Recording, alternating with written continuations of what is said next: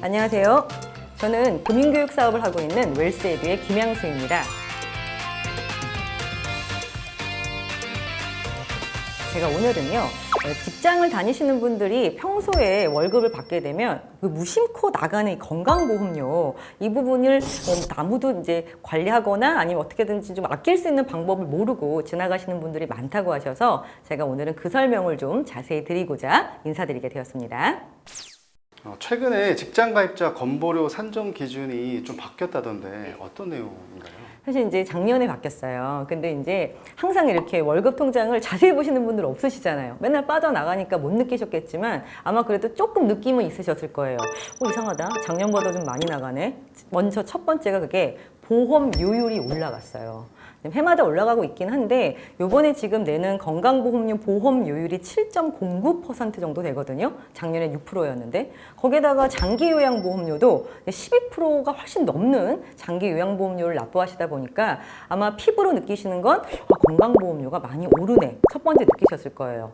근데 이제 두 번째는요, 뭐가 또 바뀌었냐면 예전에는 직장을 다니셨어요. 근데 뭐 다른 일시 사업소득이 있거나 임대소득이 있어도 아마 추가로 건보료를 내시는 분들 아마 그렇게 안 많으셨을걸요. 그런데 아마 올해는 좀 많이 내셨을 거예요. 왜냐면 이제 바뀐 부분 중에 어떤 부분이 바뀌었냐면 직장 가입자들도 만약에 이 근로소득 외에 다른 소득, 예를 들어 이자나 배당, 사업소득이 연간 2천만 원을 넘게 되면 추가적으로 건보료를 납부하게끔 바뀌었습니다. 2천만 원을 매월 나눠보시면 월 166만 원 정도 되거든요. 자, 그럼 이 월 166만 원이 임대사업 소득 같은 경우 오피스텔 같은 거 조그만 거 하나 사놨어요. 근데 이게 예전에는 200만 원 정도 월세를 받아도 추가로 납부하는 게 없었죠. 그냥 직장에서 그냥 보험료 납부하고 끝났는데 근데 지금은요 200만 원 받게 되면 연소득 2,400이니까 넘어가잖아요. 그러면 건보료 추가로 더 납부하셔야 돼요. 거기에다가 이자 배당 소득도. 그죠?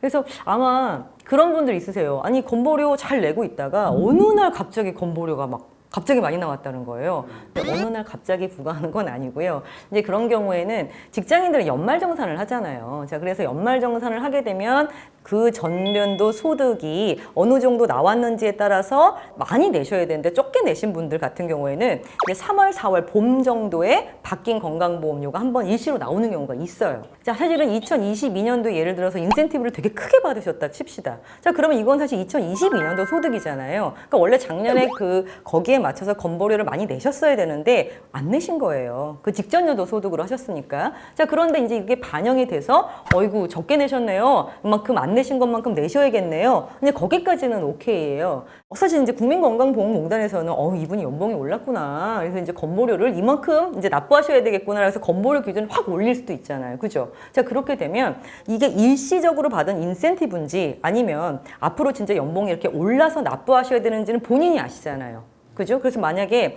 한 번에 일시적으로 낸 건강보험료 외에 건보료가 갑자기 확 올랐잖아요. 근데 이게 작년 인센티브 때문이고 올해는 이만큼 못 받을 것 같다. 그럼 본인이 국민건강보험공단에 이만큼 안 나올 것 같다.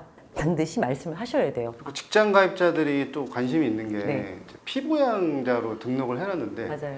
그분이 이제 가족이 네. 어떤 소득이 발생했다거나 네. 해서 빠져나가는 경우가 네. 있어요. 맞습니다. 그런 경우에 되게 좀 네. 난감해 하더라고요. 맞습니다. 작년에 이제 피부양자 이슈가 가장 문제가 됐었어요. 그래서 작년에 건보료 이제 부가체계가 변경된다 했을 때 신문에 가장 많이 났던 타이틀이 피부양자 탈락자 30만 명이 넘을 것 같다 이런 자극적인 기사들이 나왔었잖아요. 근데 실제 좀 많이 탈락된 건 사실인 게 피부양자분들에 대한 자격 요건이 너무 까다로워지셨어요. 그래서 예전에는 어머님, 아버님이 은퇴하시고 나면 왜 직장 다니고 있는 자녀분들한테 피부양자로 들어가는 게 별 문제가 없으셨잖아요. 근데 이제 이게 왜 문제가 됐냐면 아까 말씀드렸던 소득 기준, 피부양자의 소득 기준이 내려갔어요. 그러니까 연간 3,400에서 이것도 연간 2천만 원으로 소득 기준이 너무 팍팍하게 부과가 되다 보니까 예전 같은 경우에 이제 연금 받으셨던 분들도 월 200만 원 정도 받으신 분들 같은 경우에 문제가 안 됐잖아요. 근데 이거 보세요. 연간 소득 2천만 원 넘어가잖아요. 그죠? 자, 그러다 보니까 이제 이런 연간 소득 2천만 원이 넘어가신 분들이 다 빠지기 시작합니다. 그래서 배우자가 임대 소득이 있었다. 내지는 배우자가 얘가 아까 말씀드렸던 이자 배당 소득이 있었다. 근데 그렇게 되면 이제 연간 소득 기준을 보고 피부양자에서 빠지게 되니까 이 피부양자가 자격이 박탈되는 게 가장 큰 이슈 중에 하나였어요.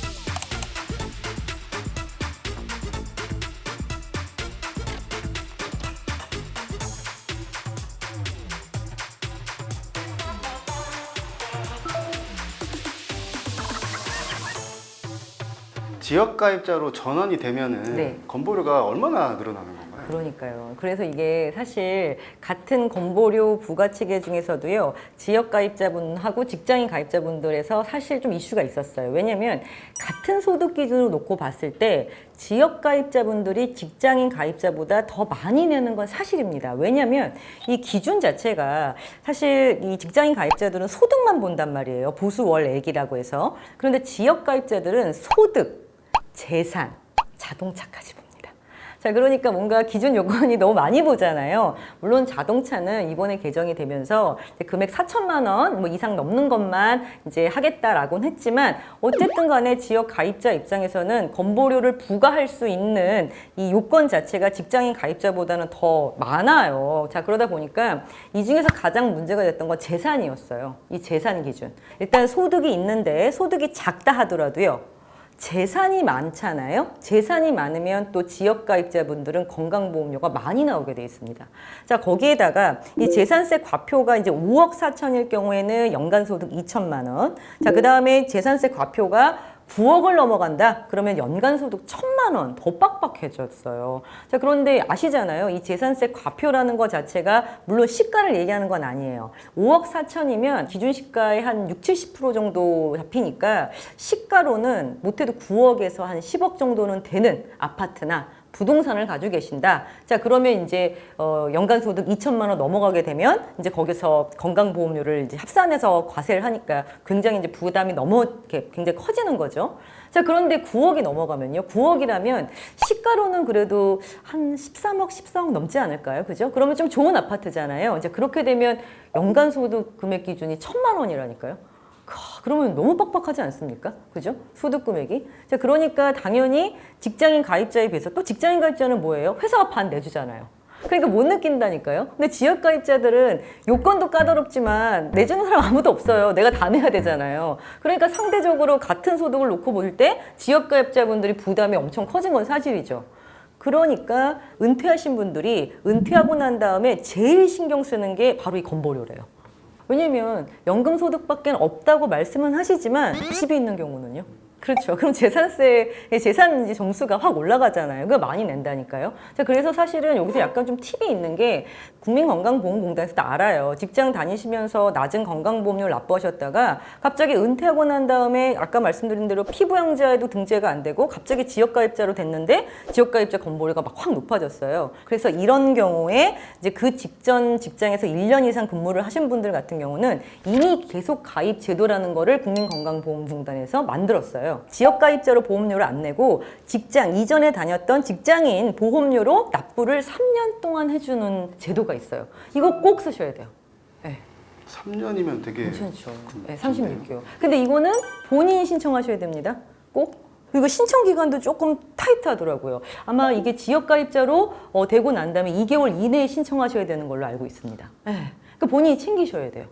그럼 지역 가입자가 네. 건보료를 좀 알뜰하게 낼 수 있는 방법 네. 없을까요? 네, 제일 중요한 게 소득을 낮추는 거예요. 소득을. 자, 그런데 이자 배당 소득은 100% 합산이라고 말씀드렸는데 그러면 이제는 내가 금융상품 가입할 때 분리과세 혜택, 저율과세 혜택, 그다음에 비과세 혜택 이렇게 세제 혜택이 있는 금융상품부터 먼저 가입하셔야 돼요. 그래서 일단은 이자 많이 준대, 이 은행 완전히 뭐 고금리로 준대 라고 해서 무턱대고 딱 가입하시고 나면 나중에 이자 소득에 사업 소득에 뭐 기타 소득이 합산돼서 2천만 원 넘어가시는 분들 생각보다 꽤 있습니다. 자, 제가 지금까지 건강보험료에 대해서 좀 말씀을 드렸는데요. 사실 건강보험료가 국민건강보험공단에서 부과가 되다 보니까 실질적으로 크게 낮추기는 쉽지 않을 수는 있어요. 근데 하지만 아까 말씀드렸던 것처럼 소득 같은 경우에 합산되지 않게끔 금융소득을 최대한 비과세나 분리과세 상품을 이용하신다든지 이런 방법을 통해서 이제 소득 구간을 좀 낮춘다라면 건강보험료 부담을 조금 더 낮출 수 있는 팁이 되지 않을까 싶습니다. 다음 시간에는 또 연말이 다가오고 있습니다. 저희 이제 하반기 됐죠? 그러면 또 연말 되면 저희가 항상 준비해야 되는 게 세액공제 연말정산 아니겠습니까? 자, 그래서 제가 연말정산 세액공제 관련한 이 연금 상품들 소개를 시켜드리도록 하겠습니다.